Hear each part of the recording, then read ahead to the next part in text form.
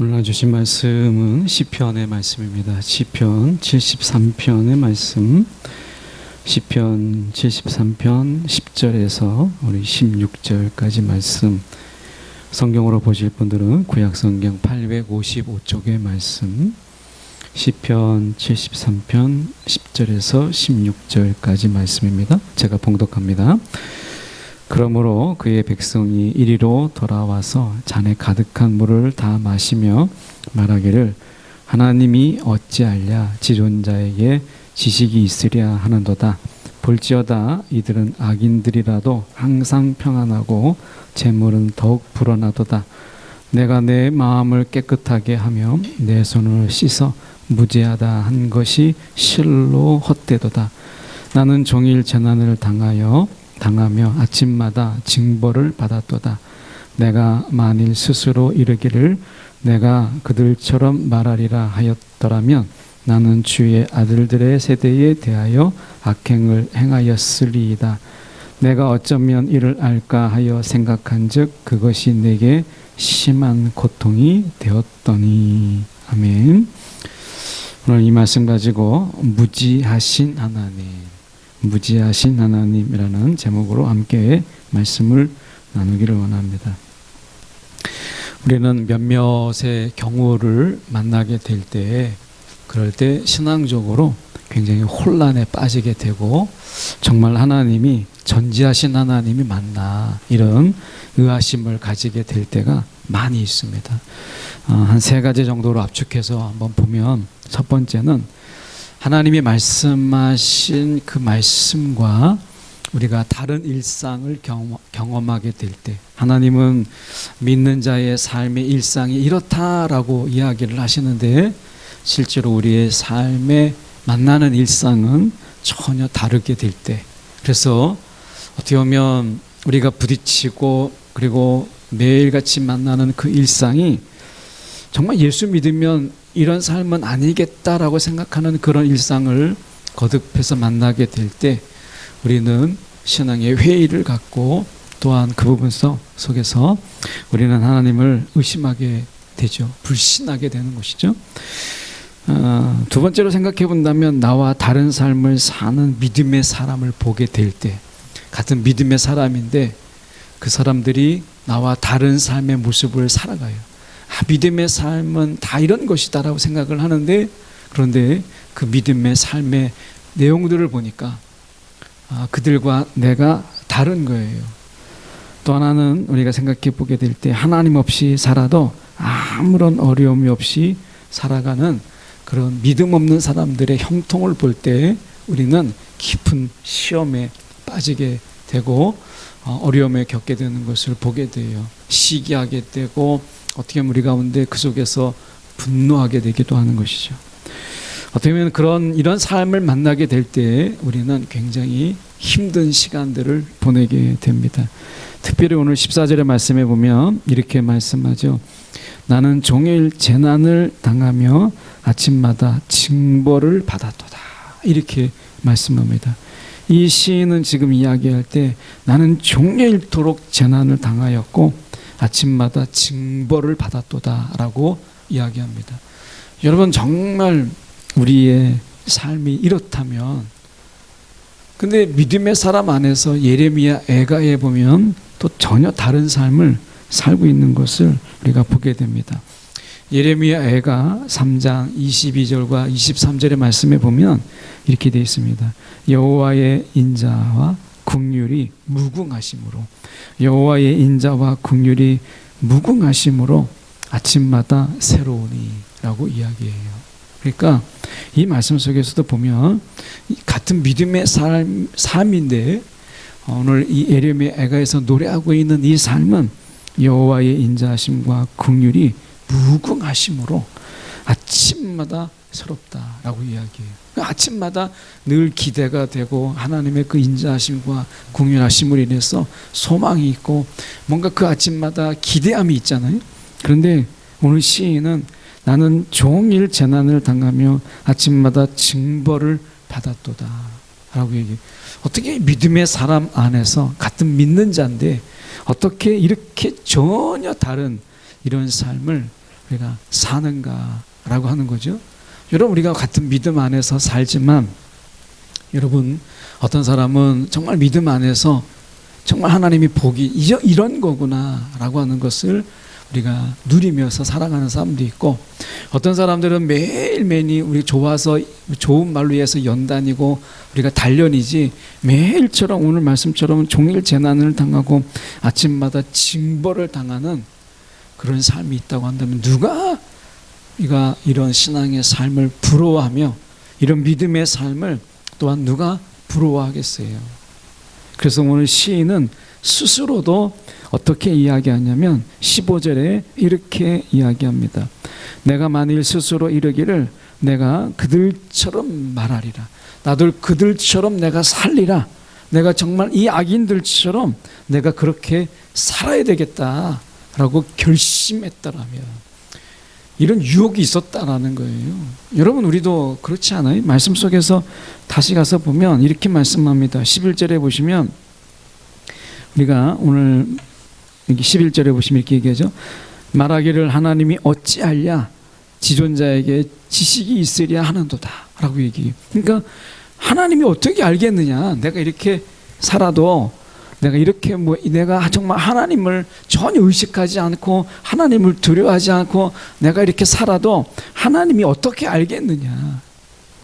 이 말은 모른다라는 말이 아니고, 사실은 이것은 하나님이 창조하신 세상 속에 하나님이 무심하고 무관심하기 때문에 하나님이 그것에 대해서 관여치 않는 하나님을 이야기하는 거예요. 그러니까 하나님이 지금 일부러 그것에 대해서 무관심하시고 그것에 대해서 하나님은 무지하신 하나님으로 이제 작정하셨다라는 거예요. 간섭하지 않기로 하셨다라고 하는 거예요. 그러니까 하나님이 어떻게 알겠느냐, 이것은 모르시는 것이 아니라 관심을 접으셨다는 거예요. 하나님을 스스로 이 세상의 일에 스스로 무지한 자가 되기로 하셨다라는 거예요. 그래서 지존자에게 지식이 있으랴 하는도다.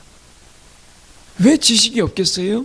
그런데 하나님은 이 세상 일에 간섭하지 않으시는 거예요. 그냥 애들 일이라고 생각하고 그냥 사람들이 일이라 생각하고 하나님은 거기에 관심을 갖지 않으신다는 거예요. 스스로 이 세상의 일에 무지한 자가 되기로 작정하셨다라고 하는 거예요. 여러분, 그러니까 세상의 사람들이 12절에 보십시오. 악인들은 악인들이라도 우리가 항상 평안하고, 악인들인데도 항상 평안하고 재물은 더욱 불어나도다. 재물은 더욱 날마다 막 불어나는 거예요. 이 세상에서 물질이 얼마나 중요한 위치를 차지합니까? 그런데 이 재물은 그들 가운데서 막 불어나요. 그리고 삶에 걱정도 없어요. 어려움도 없어요. 돈에 대한 걱정. 우리가 아마 살면서 정말 돈 걱정 없이 정말 우리가 한 몇 개월, 아니 그냥 우리가 한 달이라도 정말 돈 걱정 없이 살아볼 수 있는 날이 정말 우리 가운데 있었으면 좋겠다. 여러분, 그런 생각 혹시 안 해보십니까? 정말 돈 걱정 안 하고 그 쓰고 싶은 데 쓰고 먹고 싶은 거 먹고 가고 싶은 데 가고, 그러니까 돈 걱정 없이 산다는 게 아무것도 안 하고 그냥 매일 굶다시피 해서 돈 쓰는 일이 없이 살아간다, 이런 뜻이 아니라 내가 가고 싶은 데 가고 먹고 싶은 거 먹고 그리고 내가 쉬고 싶은 데 마음대로 다니면서 정말 돈 걱정 없이 써보고 돈 걱정 없이 내가 보내보는 이 한 달의 삶. 아마 우리 가운데 정말 많은 분들이, 거의 대부분의 사람들이 한 달을 보낼 때 이런 걱정 없이, 돈 걱정 없이 그렇게 한 달을 보내는 것도 쉽지 않을 거예요. 이번 달은 어떻게 사나, 이런 걱정이 훨씬 더 많죠. 나갈 건 많고 들어오는 건 적고 하는 가운데서 우리는 수시로 항상 우리는 돈 걱정을 하며 살아요. 그런데 막상 이 악인들은요, 그렇지가 않아요. 재물들은 알아서 막 불어나는 거예요. 이 악인들의 재산은 점점 더 불어나요. 돈 놓고 돈 먹는다고 계속해서 이들이 재산이 불어나요. 재산이 불어나는 것을 막을 데가 없으니까 어떻게 해요? 결국 우리가 과소비를 하고, 그리고 그것에 대해서 돈이 주체를 못하니까 그래서 결국에 끝이 어디예요? 쾌락으로 가죠. 마약으로 가고 이렇게 향락으로 가고 도박으로 가는 거예요. 어디 갈 데가 없으니까 돈이. 이들이 걱정이 어디에 돈을 쓸까 이런 거예요. 돈이 없어서 걱정하는 게 아니라 돈을 어디에 쓸까 이 걱정을 하고 있다는 거예요. 여러분 이런 걱정을 한번 해보신 적 있어요? 많지 않을 거예요. 12절에 보면 악인들이라도 항상 평안한 거예요. 악인들이 좀 걱정도 많고 차라리 근심도 많고 잠을 못 자고 그래서 내가 이 돈 때문에 내가 정말 치이겠구나 이런 생각이라도 해야 되는데 악인들이 평안해요. 그것도 항상 평안하고 재물은 더욱 불어나도다. 여러분 정말 시기가 생기고 악이 생기고 그렇지 않아요?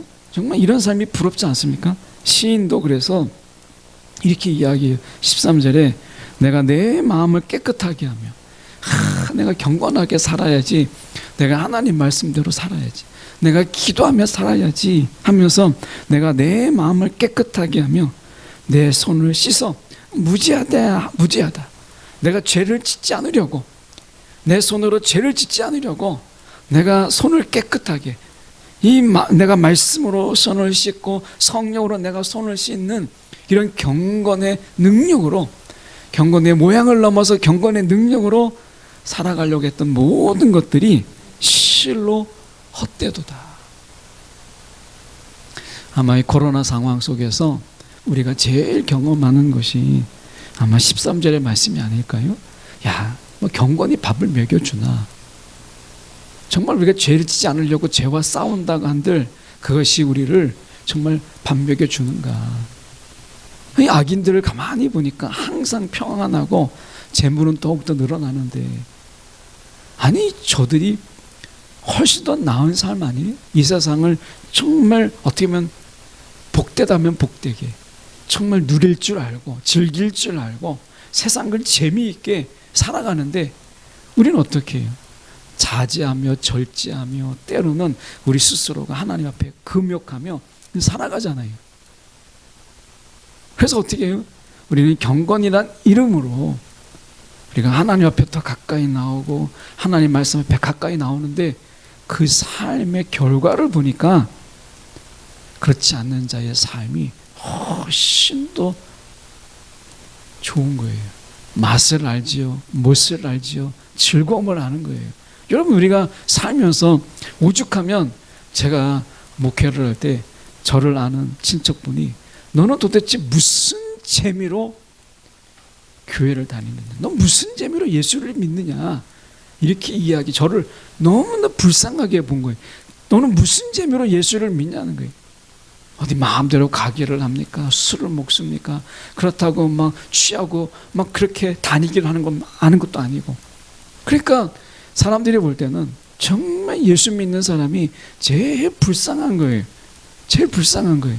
날씨가 이제 좋아지고 봄이 오고 하면은 여러분 토요일날 금토일 해가지고 우리가 보통 이렇게 해가지고 여러분 불금이다 해가지고 토요일 주일까지 해서 마음대로 막 산으로 들러 나가는데 여러분 우리는 그렇지 못하잖아요. 우리 마음대로 우리가 주일을 피우고 다니지 못하는 거예요. 여러분 1년에 주일을 빼고 다닐 수 있는 날들이 많지 않잖아요. 그러니 믿지 않는 사람들이 불쌍한 거예요. 도대체 무슨 재미로 저렇게 예수를 믿는가 라고 하는 거죠. 시인이 이렇게 이야기합니다. 15절에 내가 스스로 나도 저렇게 살아야 되겠다, 나도 저 악인들처럼 예수만 바라보지 말고 세상이 즐거운 게 무엇인가 나도 한번 살아보겠다 라고 내가 그렇게 했더라면, 15절에 나는 주의 아들들의 세대에 대하여 악행을 행하였으리라. 다시 말하면 주님을 내가 배반했을 것이다. 주님의 믿는 자들에게 당신도 그렇게 살지 마십시오라고 그들에게 배신하였을지 몰랐을, 내가 배신했을 것이다.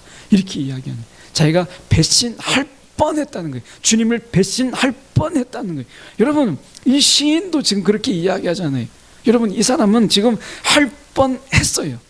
그런데 아마 코로나 가운데 번 한 게 아니라 이미 배신한 사람들도 아주 없다 이렇게 말하기 어려울 거예요. 예, 말하기 어려울 거예요.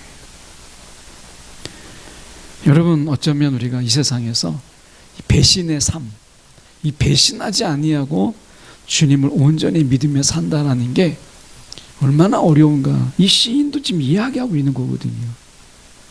여러분, 오늘 배신의 계절을 우리가 지내고 있어요.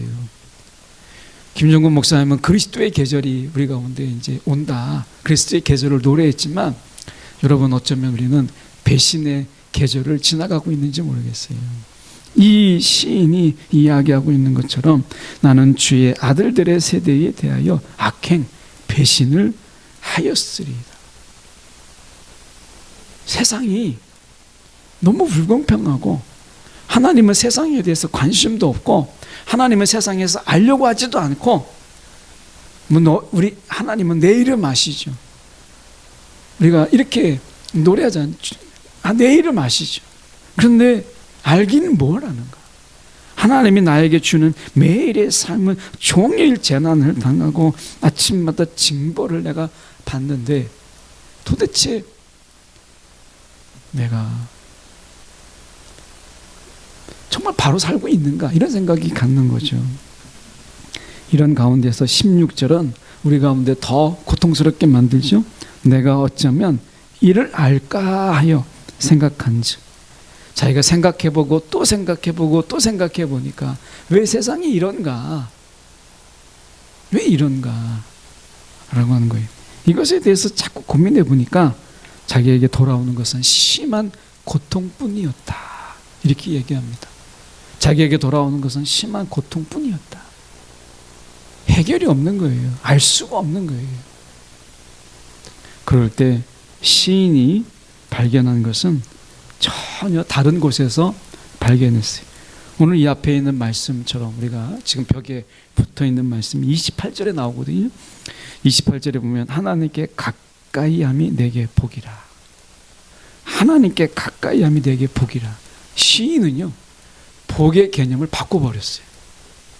그러니까 복을 바꾸니까 드디어 세상이 이해가 되는 거예요.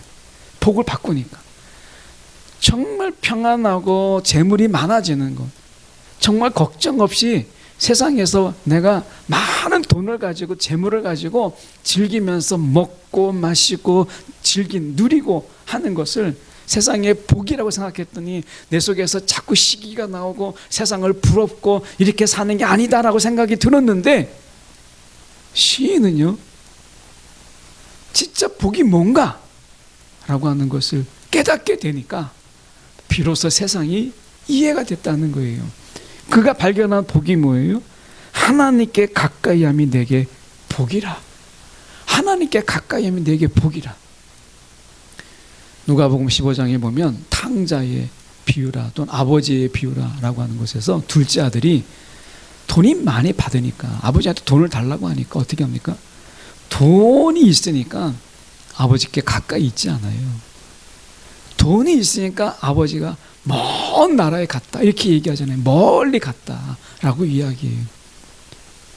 여러분, 돈이 막 쌓이고 돈 걱정 없이 사는 사람이 하나님께 가까이 오면 얼마나 어려운지 한 부자가 예수께 와서 어떻게 하면 영생을 얻으리까? 라고 얘기했을 때 내 재물을 팔아 가난한 자에게 주고 나에게 다시 오라 라고 얘기했을 때, 나를 따르라 했을 때 그가 고민하여 돌아갔다 라고 성경은 말씀하고 있어요.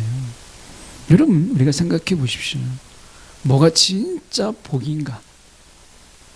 왜 예수님은 이 부자에게 너의 재산을 다 팔아 가난한 자에 주고 나를 따르라고 이야기했을까? 라고 하는 거예요. 오늘 시인이 이야기합니다. 나는 종일 재난을 당하며 아침마다 징벌을 받았도다 하는 가운데서 그는 하나님께 나올 수밖에 없는, 하나님께 더 가까이 나올 수밖에 없는 그런 삶을 그는 살았어요. 그게 복이라는 거예요. 자, 생각해 보시죠. 다시 본문에 돌아가서 우리가 보면 이렇게 말씀하잖아요. 13절에 내 마음을 깨끗하게 하며 내 손을 씻어 무지하다 해서 돌아오는 거는 세상적으로 돌아오는 건 별로 없어요. 이렇게 해서 부자가 되는 것도 아니고 이렇게 된다고 해서 우리 돈이 들어오는 것도 아니에요. 여러분 보십시오. 내가 내 마음을 깨끗하게 하면, 세상 속에서 내 마음을 깨끗하게 하면 할수록 손해가 더 많지. 여러분 돈이 들어오는 경우가 많지 않아요. 내 마음을 깨끗하게 하면 내 손을 씻어 무지하다라고 하는 것이 세상적으로 볼 때는요, 이게 돈벌이가 되는 것도 아니고 이것이 부자가 되게 하는 건, 이걸 장담하는 건 아니에요. 이것은 하나님을 가까이 하는 것뿐이에요. 그래서 시인은 이야기하는 거예요. 자기가 아무리 고민하고 고민해도 답이 없었는데 17절에 보니까 하나님의 성소에 들어갈 때야 그들의 종말을 내가 깨달았나이다. 예배를 통해서 하나님을 만나게 되니까, 하나님 없이 사는 자들의 그 마지막이 어떻게 될 것인가를 내가 깨닫게 되니 내 마음에 감사함이 있었다라고 하는 거예요. 여러분, 오늘 하나님께서 우리가 이렇게 말씀하시는 가운데 시인이 우리가 말하잖아요. 내가 그들처럼 말하리라. 우리 식으로 얘기하면 이 시인이 시험 들 뻔했다는 거. 시험 들 뻔. 여러분, 왜 시험에 들어요? 결국에는 내가 언제 시험에 드느냐, 자꾸 하나님을 바라보지 않고 사람들을 바라보고 세상을 바라보고 세상 사람들을 바라보고 할 때 내가 시험에 드는 거예요. 하나님을 바라보는 것이 우리의 신앙의, 여러분, 우리가 신앙의 바른 길인 거예요. 하나님을 바라보는 거예요. 이 시인은 그래서 악인들의 형통을 바라보고 그들의 부유함을 바라보고 세상을 정말 재미있게 살아가는 것을 바라볼 때는 그가 세상에 살아가는 게 너무 힘들었어요. 그런데 하나님을 바라보니까 그것이 자기가 얼마나 복을 받고 있는지, 얼마나 자기가 복을 누리고 있는지를 깨닫게 되었다라고 하는 거예요. 여러분, 정말 이 말씀은 어려운 말씀이에요. 하나님께 가까이함이 내게 복이라. 근데 그 위에 보면 27절에 무릇 주를 멀리하는 자는 망하리니, 이렇게 돼 있어요. 주를 멀리하는 자는 망하리니. 여러분, 우리로 하여금 주님으로부터 멀어지게 하는 그것이 무엇이든지 간에요, 여러분, 그것은 버려야 된다고 이야기하는 거예요.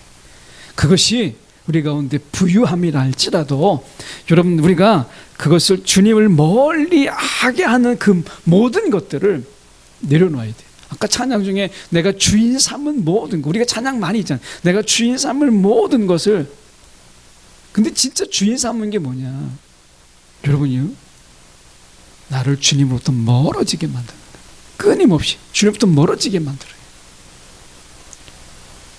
주님과 멀어지게 하는 모든 것들이 세상에서는 너무 귀해 보이더라도 여러분, 그것을 버릴 수 있는 것이 복이고요, 그걸 버릴 수 있는 것이 신앙이고 믿음인 거예요. 시인은 그래서 진짜 복이 무엇인가를 그가 고백함으로 이 시를 마쳐요. 그가 이야기합니다. 하나님께 가까이함이 내게 복이라. 하나님께 가까이함이 내게 복이라. 여러분, 우리가 이 복을 알아서 이 복을 누리는 저와 여러분 되기 원해요. 매일 삶 속에서 돈에 치이고 또 세상의 어려움 속에서 우리가 치이고 살아가지만, 정말 동국정하며 살아가고 오늘 어떻게 살아갈까, 이번 한 달 어떻게 살까, 그렇게 고민하며 살아가지만 그래도 내가 그래도 주님께 기도할 수 있고 그것 때문에 내가 주님께 더 가까이 갈 수 있다면 여러분, 그게 복이라는 거예요. 오늘 어떻게든지 내가 주님께 더 가까이 나가게 하는 것, 그게 이 세상의 삶 속에서 내가 불편함이 되고 이 세상의 삶 속에서 내가 걱정이 되지만, 여러분, 하나님께 가까이함이 내게 복이라 라고 말씀하고 있는 이 말씀을 우리가 이 시간 품고 기도하는 저와 여러분 되기 원합니다. 기도하겠습니다.